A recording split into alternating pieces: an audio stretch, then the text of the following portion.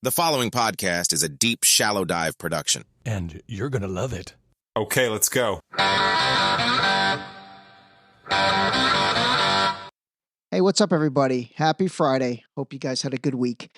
All right, we're 30 days out from the election. How crazy is that? First of all, how ridiculous is it that we're in October?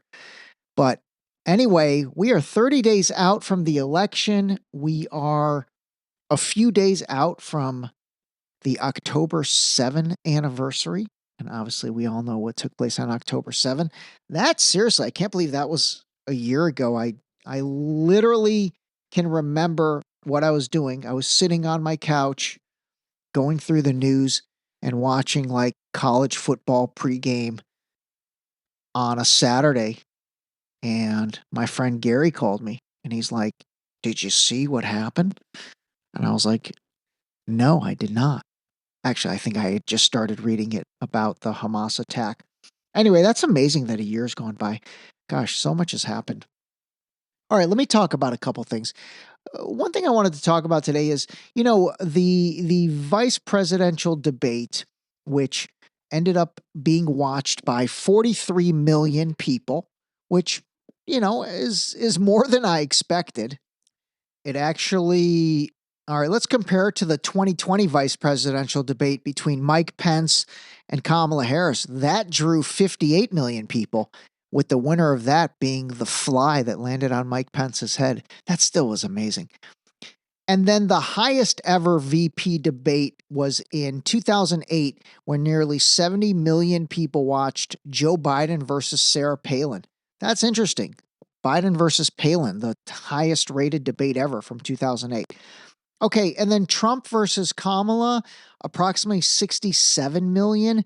Man, that is crazy. That number should be higher. And then the Trump versus Biden drew only 51 million. I think that number should be higher. Anyway, regardless of that, I was reading a ton of comments about the VP debate, and I will tell you an interesting thread line that I noticed. And that is that when I would read, normal Joe Q public chiming in, I saw a lot of people say, I was really appreciative of the calm nature between, Walz and Vance, or, I appreciated, using my new favorite word, decorum. I appreciated that they acted like gentlemen. So, like, among the public, there definitely was a noticeable reaction toward people, basically noticing the non-vitriol, non-visceral nature that's taken place in the previous debates. And so I started thinking about that. I was like, well, okay, that's cool, actually. I think that's really cool that people kind of picked up on. I mean, same thing I picked up on, probably you guys picked up on if you watched it. And honestly, like, I really liked that. I liked that humanity seemed to, appreciate the gentlemanness of that. And then I started reading all the comments from people in the media to see what they said. Like, I was very curious if I could find one political commentator, pundit, social media influencer, whomever, that said, hey, you know what? Yes, I'm going to vote for Harris Walz, but, I was impressed with JD Vance. He actually did all right. Or the opposite of, as much as I'm a Trump guy and as much as I'm MAGA, I did think that Tim Walz made some good points. And again, I'm talking like somebody that has a platform or maybe does this for a living. And literally nobody. There was not one on either side. There was not one network, not one. I went to about 15 different websites, obviously CNN, MSNBC, and then on the other side, Fox, News Nation, New York Post, all that. I was just looking for some entity that does this for a living to kind of even bridge the gap a little bit and even talk about, something positive, and really you could stop the positive at simply saying, "Hey, I appreciated them both acting like gentlemen," and I really couldn't find anything. And so I was like, God, man, that truly is crazy how divisive politics has become. And so I was like, let me try the five whys in terms of politics, and let me see what ChatGPT says about that. So check this out. This is actually really interesting. All right, so I'm going to do this as a duet. So this is me asking ChatGPT, can you try and apply this theory of five whys to the following problem? Why are politics so divisive? So I'll read the first part, and then I'm going to let ChatGPT chime in. So problem, why are politics so divisive? People have very different values and beliefs. Why do people have very different values and beliefs? People's backgrounds, cultures, and life experiences shape their worldviews differently. Why do people's backgrounds, cultures, and life experiences vary so widely? Society is increasingly diverse, with people exposed to different media, education systems, economic situations, and social environments. All right, here's where it gets interesting, and we're on number 4. So, why does exposure to different media, education, and social environments create division rather than unity? Modern media, including social media, often emphasizes sensationalism and conflict, which encourages people to engage with information that reinforces their existing beliefs. This is called confirmation bias. Well, why does modern media emphasize sensationalism and confirmation bias? Media companies prioritize engagement and profit, and divisive or emotionally charged content tends to capture more attention, driving higher viewership and advertising revenue. That's pretty crazy. So, that was the fundamental fifth why. And it's because money, it drives divisive content. I mean, that's honestly why these algorithms, once you start looking at a few different things, it's going to start feeding you everything that is along those lines. Like, I'll be very honest with myself, especially my Instagram, and that's one of the reasons why, I look at different things on my personal Instagram versus the Deep Shallow Dive Instagram is, for example, the Deep Shallow Dive Instagram, which obviously is heavily politically weighted, and then particularly, let's say, the situation in Gaza and Palestine. I mean, that's all I was getting. That's really all I was getting. And I found myself being very in touch with that, but not in touch with the other things that are going on. So, in a nutshell, I then asked ChatGPT to give me a summary of this problem leveraging the five whys. And so this was the summary it gave me. In this analysis, the root cause appears to be the way modern media operates, prioritizing profit by exploiting emotional responses, which contributes to the division in politics. I mean, that's it. The way modern media operates, which is pretty much from an advertising driven model, it basically wants division, and it creates division, and it amplifies that division. So instead of bringing, a remotely balanced view, or even more importantly, kind of what I was talking about at the beginning before I started playing this, any of the political pundits giving you a balanced take, they're not going to, because that's not what their base wants to hear. Their base wants to be revved up. It really does. And it's funny, it's part of my continued struggle with, I don't know, the way I'm approaching this, which is, I mean, I really don't feel like I am biased to one side or another. I mean, I'm trying never to be. I mean, yes, I have defined opinions on certain things, and I think certain situations, there's definitely a right versus wrong in situations, but overall, trying to give that nuanced take, that even let's say, and I mean, obviously we are building an audience towards that, but I will tell you this, I think the algorithms work against me. I don't know if my content it gets as magnified when I deliver it in a nuanced fashion or in a common sense fashion or in a call a spade a fashion. And maybe that's because the algorithm doesn't know who to send that to. You know, it's like, oh gosh, this isn't really far right and it's not really far left. Who do I even feed that to? Who do I even show that to? So, anyway, I thought that was interesting, but in summary, I was very happy to see, a lot of just American people based on what I was reading kind of viewed the debate the same way I viewed the debate. And more than anything, they viewed it as two gentlemen that, were having discussions. And I really did get I got some happiness out of that. I actually did. I was like, okay, you know what? We're not crazy. It's the people trying to split us apart and trying to create division and then quite frankly, trying to make money off of that and trying to drive advertising revenue and trying to drive eyeballs to, the sensationalism and all of that kind of content. So anyway, rise above all that stuff and call a spade on both the knuckleheads and your own party and all that. All right, there's that. These people today don't know what a strike is. Right. When my men hit the streets from Maine to Texas, every single port will lock down. You know what's going to happen? I'll tell you.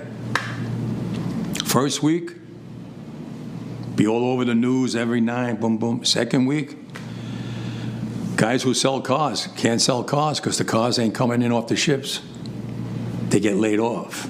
Third week, malls start closing down. They can't get the goods from China. They can't sell clothes. They can't do this. Everything in the United States comes on a ship. They go out of business. Construction workers get laid off because the materials aren't coming in. The steel's not coming in. The lumber's not coming in. They lose their job. Everybody's hating the longshoremen now because now they realize how important our jobs are. Now I have the president screaming at me, I'm putting a Taft-Hartley on you. Go ahead. Taft-Hartley means I have to go back to work for 90 days. That's a cooling off period. Do you think when I go back for 90 days, those men are going to go to work on that pier? It's going to cost the companies money to pay their salaries. Well, they went from 30 moves an hour maybe to 8. They're going to be like this. Who's going to win here in the long run? You're better off sitting down and let's get a contract and let's move on with this world. And in today's world, I'll cripple you. I will cripple you, and you have no idea what that means. Nobody does. All right, so I played that whole thing because that's the big clip from this Harold Daggett guy, and he is the president of the International Longshoremen's Association. So he's the top union guy that's basically, heading up this strike that is affecting really right now, looks like the East Coast and then some of the Midwest and South ports that are coming. So I don't know. We'll see what happens. I mean, there's links of him to supporting Trump. So there's a lot of talk that, this has been orchestrated by Trump in order to weaken, Kamala's position. Let's see what happens with this. Let's see if it really turns into something that, I guess is noticeable in retail and at the grocery stores. Right now, the biggest thing I hear it's affecting is bananas. It's like there's going to be no more bananas. And I will tell you this, bananas have a lot of sugar in them. So maybe that's not a bad thing. Maybe this inadvertently is going to bring down people's A1C sugar levels, because I used to eat 2 bananas a day and I was at the fattest I've ever been in my life. And I thought I was eating healthy. And then my friend Carrie Allen, actually, who is a type 2 diabetic, actually, I'm sorry, she's a type 1 diabetic. She told me one time, she's like, well, what are you eating? I said, I'm eating so healthy. Like I have 2 bananas for breakfast. And she's like, do do you know how much sugar is in a banana? You're eating 2 bananas for breakfast. You're starting the day off with probably 70 grams of sugar. And I was like, oh, I did not know that. That's a true story. That was like 2000. What was that? Maybe 2005. That actually, I will have to say, that was kind of the beginning of my health focus. That really was. That discussion about the sugar levels in bananas caused me to basically reassess my entire diet. And I can't even believe this. I remember, I think I had gotten up to like 170 pounds. That's a lot for me. That's a lot for me. I weighed 148 this morning. So, like, that's a lot. Holy mackerel. Wow. Anyway, you know what? Maybe this is a blessing in disguise for everybody. Let's stop eating so much bananas. We'll get our potassium from other sources. The CIA drew up plans to kidnap and to assassinate me within the Ecuadorian embassy in London and authorized going after my European colleagues, subjecting us to theft, hacking attacks, and the planting of false information. My wife and my infant son were also targeted. A CIA asset was permanently assigned to track my wife, and instructions were given to obtain DNA from my 6-month-old son's nappy. All right, that's pretty crazy. So that was Julian Assange making his first really public appearance since being released. And I'll be honest, I did not expect him to be back at all. I thought that part of letting him out of prison was going to be some type of unofficial gag order and basically like, hey, don't get out of line again or we'll smack you back down again and put you in prison for 9 more years or 12 more years. But that was him speaking in Europe and, you know, very, very bold. The criminalization of news-gathering activities is a threat to investigative journalism everywhere. I was formally convicted by a foreign power for asking for, receiving, and publishing truthful information about that power while I was in Europe. Journalists should not be prosecuted for doing their jobs. Journalism is not a crime. It is a pillar of a free and informed society. All right, anyway, I did want to play that. Like I said, I'm very surprised. I was not expecting him to be proactive about this again. So it'll be very interesting to see where that goes. All right, you know, I haven't talked too much about this situation with Iran and Israel and Iran launching all the missiles and all that. And mainly because honestly, I just kind of want to see how this thing plays out. I want to see where it goes. And, you know, I do think it's more serious than I personally initially thought, but I'm not going to talk too much about it yet because I really do want to research this a little bit more and more than anything, just sort of see what develops. But I did want to play this because I do agree with the one and only Professor Jeffrey Sachs here on Tucker Carlson. And this was about a month and a half ago, actually about a month ago. So this is before the missile firing from Monday. Give this a listen. Are we going to have a war with Iran? Israel just wants that war so much, and the Israel lobby is very powerful. So we could, but I've never seen such recklessness as this Israeli government. Reckless, extremist, provocative, assassinating counterparts left and right, and of course in the most provocative ways assassinating the Hamas political negotiator in Tehran on the occasion of the inauguration of the new Iranian president. You know, this is aiming for pulling the U.S. into a broader war. So Professor Sachs has said this a lot, and so has that John Mearsheimer guy. And again, the goal is to pull the U.S. into a broader war. And, you know, again, here's the question I'd ask you to think. If you have a child that is military age, when push comes to shove, are you willing to send him to fight someone else's battle? Are you willing to send him to war in that situation? If you are, totally cool.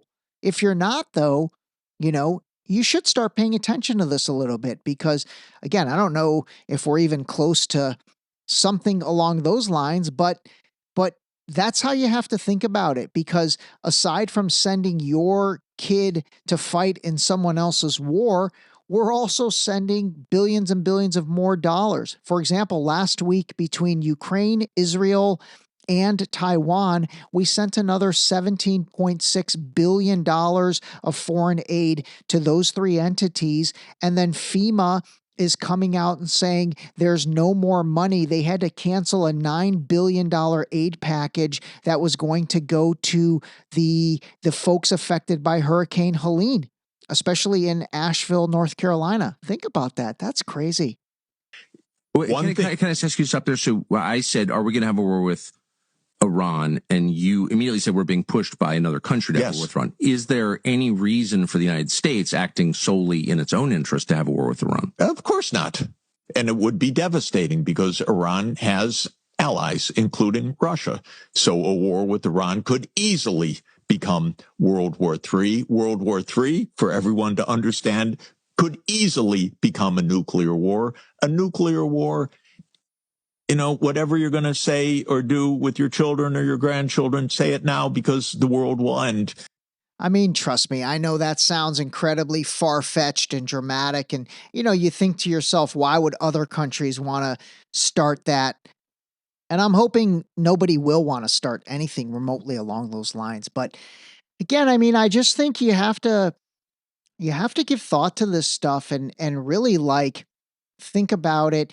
Tucker Carlson's funny. He backs into basically the opinion that we need to mind our own business, but he'll never come out and directly say it against Israel because, again, I don't know. I think he's got certain lines that he doesn't cross. He crosses many, but he doesn't cross that one, at least not outwardly directly that I've seen. All right, I saved this for the end of this episode in case you don't want to listen to it, and that's totally fine. But basically, I took the 14-page indictment on Diddy, P. Diddy, Puff Daddy, Sean Puffy Combs, and I took it into Notebook LM, and I let them analyze it, along with a bunch of other links, actually, and they gave a pretty good overall recap of the indictment and what's in it and really where things are at with Diddy. So anyway, the next 10 minutes is going to be these guys talking about Diddy's indictment, in case you care to listen. If you don't, have a wonderful weekend. Call a spade. But I think this is pretty interesting. And again, I've had a lot of my friends kind of call me and say, all right, dude, I don't have time to follow this thing. What is going on with Diddy? So if you fall into that category, then definitely give this a listen, because this will pretty much give you the summary you need. Diddy, Puff Daddy, Sean Combs. Doesn't really matter what you call him. The guy's impact is undeniable. Right. Built an empire on charisma and hustle.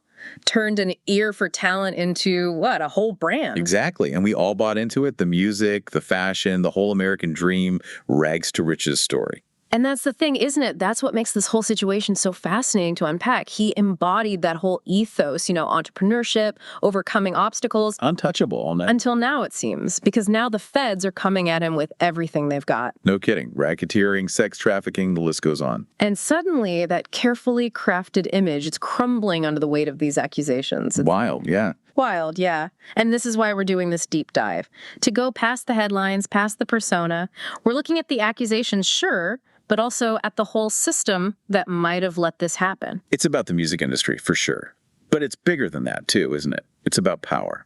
Absolutely. And those broader societal issues, the ones we often just gloss over. Mm-hmm. But one of the most striking things to me has been the silence. Yeah, it's eerie. With a story this big, you'd expect everyone to be weighing in. Yeah. We're all of Diddy's famous friends. Right. And I think that silence speaks volumes. We did some digging, and that Fox News piece, they really hit on something. Which is? Fear. Yeah. Plain and simple. Diddy's reach is huge, and for people whose careers are tied to him, well, speaking out could mean risking it all. So everyone's holding their breath, wondering how far this is going to go. Who else might get caught in the crossfire? Exactly. But we're getting ahead of ourselves. We need to start with the indictment itself. Right. We're talking racketeering, sex trafficking, transportation for prostitution. Charges that could mean life in prison, by the way. This is not some Hollywood slap on the wrist. Not at all. And the document itself, it paints a pretty stark picture, doesn't it? It does. It suggests that this wasn't just Diddy acting alone.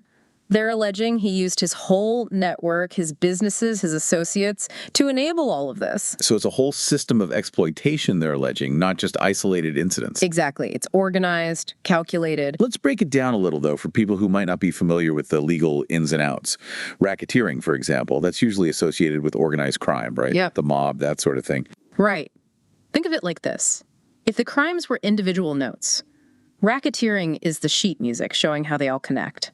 So the prosecution is saying Diddy was basically composing, orchestrating this whole thing. And his businesses were his instruments. But to really understand the gravity of this, we need to talk about the sex trafficking charges, which are incredibly serious.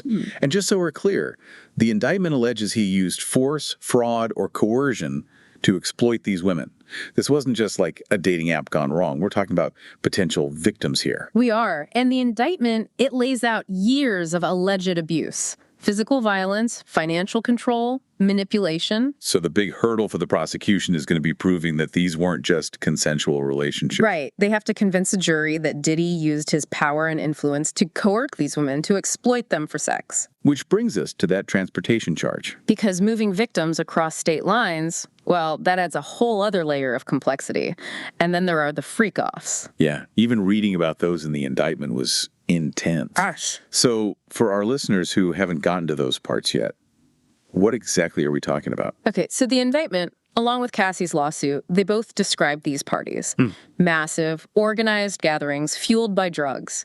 And, well, the implication is that these weren't exactly consensual encounters. Right, and we should be really careful here because even if some of what happened at these parties was consensual, the drugs, the potential coercion, the fact that sex work was allegedly involved, it all adds layers of illegality. Exactly. And then you add in the sheer scale of it all. The indictment mentions raids on Diddy's homes where they found, well, mountains of baby oil for one, not to mention cocaine, meth. It paints a picture, doesn't it? Yeah. This wasn't just a casual get-together. No, not at all. The prosecution is going to argue that these weren't just parties. They were part of a deliberate system designed to lure women in to control them. And it's that pattern of behavior that's going to be key to their case. Exactly. But we're just getting started because on top of all this, there are accusations of kidnapping, forced labor, even bribery. And this is where it really ramps up, right? It suggests a willingness to silence anyone who gets in his way to maintain that control. And that takes us a long way from your average celebrity scandal. A long way, especially considering that right now, Diddy's sitting in MDC in Brooklyn without bail. A place with a pretty grim reputation of its own. We'll delve into that more a bit later, but yeah. Adds another layer to this whole thing, doesn't it? It really does. We're back. And man, it's hard to overstate how serious Diddy's situation is now. Think about it. Yeah. He's gone from these lavish parties, rubbing shoulders with A-listers, to being locked up at MDC, a place that's, well, kind of infamous for its conditions. It really makes you wonder, how does someone like that, used to a certain lifestyle, how do they even begin to cope with that kind of fall from grace? It's got to be a huge shock, no question. And look, this isn't some open and shut case. We're talking about the potential for a very lengthy trial. Oh, absolutely. Years even. Years, potentially. And not just the legal ramifications, but the loss of freedom, the life he built, potentially gone. Like a Greek tragedy, right? The higher they rise, the harder they fall. Exactly. But before we get too far ahead of ourselves, we still need to unpack these allegations. We've talked about the alleged sex trafficking, but the indictment doesn't stop there. There's also this alleged pattern of physical abuse. Right, and that's where the prosecution starts to build a more detailed case. They're saying this wasn't just about coercion into sex, this alleged violence, it was about control. And they get specific. The indictment describes Diddy striking women, punching, dragging, even throwing objects. Creating this atmosphere of fear of intimidation, and they have specific incidents they're pointing to. Yeah, and the one that really stands out, of course, is the 2016 incident with Cassie at that hotel in L.A. Right, because that's the one with the alleged video evidence. And that's huge for the prosecution right now. Potentially game-changing. Witness testimony is one thing, but video, that's a lot harder for a jury to ignore. It takes away that he said, she said element that the defense loves to exploit. Exactly. And the allegations get even worse when you consider what the indictment says about Diddy allegedly trying to bribe a hotel employee to keep quiet about it all. Which, if true, suggests a real effort to cover up wrongdoing. It does. And it feeds into this larger pattern the prosecution seems to be building. Not just the alleged abuse itself, but actively trying to silence anyone who might talk about it. And that element of control, that's going to be key to their case, I think. 100%. Because suddenly these other allegations, the kidnapping, the forced labor, they start to carry more weight. Because you have this backdrop of alleged physical abuse, of intimidation, it all starts to feel connected. Right, like it's all part of this bigger picture. It's not just random accusations anymore. It's a system, and that's a lot harder to defend against. So where does Diddy's team even begin with a defense? I mean, they're not just up against the charges themselves, but this mountain of potential evidence. It's a massive challenge, no doubt. My guess is they're going to go after the witnesses hard, trying to undermine their credibility, find inconsistencies in their stories. The classic defense playbook. But even then, it's an uphill battle, especially with Diddy stuck at MDC. Which is, let's not forget, a place that's been in the news a lot lately, and not for good reasons. No, violence, suicides. We're talking about a facility that's supposed to be about justice, but it's a tough place to be. It is. And look, it's important to remember that Diddy's innocent until proven guilty, but MDC, that's his reality right now. And it's a world away from the life he's used to. It just goes to show the stakes of all of this. This isn't just about Diddy's reputation, his career. It's about his freedom. It's everything. It is. So we've covered a lot with this whole Diddy situation. We really have. From the highs of his career to this whole legal mess. And now the big question is, where does it go from here? What happens next? Right. Exactly. So let's talk legal strategy for a second. Diddy's already pleaded not guilty, which tells us. Oh, he's ready for a fight? Definitely. Yeah.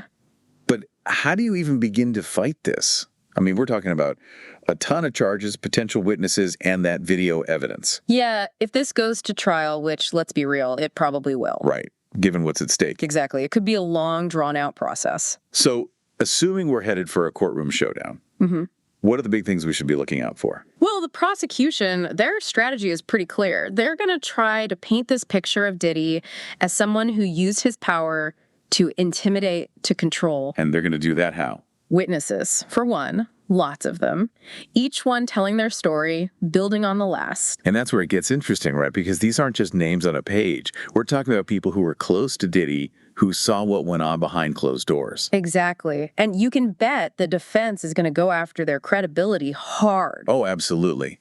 Highlighting inconsistencies, questioning motives, maybe even suggesting they have an axe to grind. Classic defense tactics. But even then, it's a tough road. It feels like it. So, is there any chance Diddy tries to cut a deal? Avoid the trial altogether? A plea deal. It's always a possibility, especially if the defense thinks the evidence is just too strong to beat. Right, it's damage control. Exactly. Limit the fallout, potentially reduce the sentence. But it means admitting guilt. And for someone like Diddy, with his brand, his image. It's a huge decision, career-defining potentially. But here's the thing. This case, it goes way beyond Diddy. That's what I keep coming back to. Because it raises questions about power, about accountability, and not just in the music industry either. Right. This is about how we treat each other, period. How we hold people accountable for their actions, especially when they have money, fame, power. Exactly. And for our listeners out there, this case, it's a reminder. Fame, fortune, none of it makes you untouchable. It's about time we learned that lesson. Well said. That's all the time we have for this deep dive, but this conversation, it doesn't end here. This case, it's going to be making headlines for a while, and we'll be here to break it all down every step of the way. Thanks for listening. I'm sorry, what? That was a great way to end it. This episode was brought to you by the new book, Deep Shallow Dive Into You, available now on Amazon and Barnes & Noble in hardcover and paperback. Don't forget to sign up for our new mailing list on our website at deepshallowdive.com.